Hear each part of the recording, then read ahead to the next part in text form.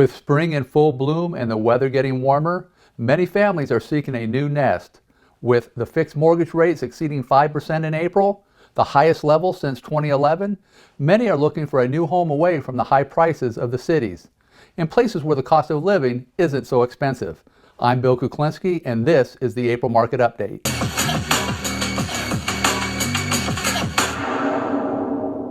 Kicking off the rainy month of April, rain wasn't the only thing that was falling.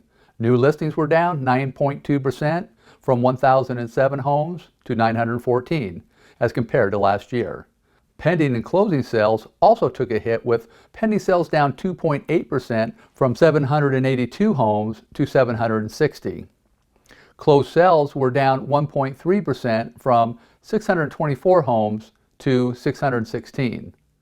Also continuing to fall is the days on market, which was down 26.3% from 19 days to 14 days. And inventory was down 27.1% from 782 homes to 570 homes over the last year, and the month supply of inventory dropped 20% from 1 month to 0.8 months.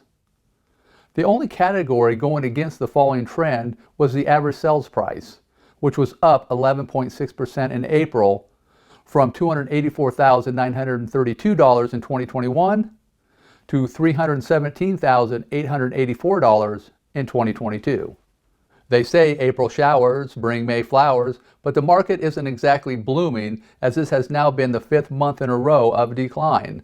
However, the competition of homes is cooling, which may lead to some changes. What are your predictions? Will the market have a turnaround in the coming months, or is it destined for more decline in the future? Let me know in the comments, and don't forget to subscribe to our channel for future updates and more. Thanks for watching, and we'll see you next time.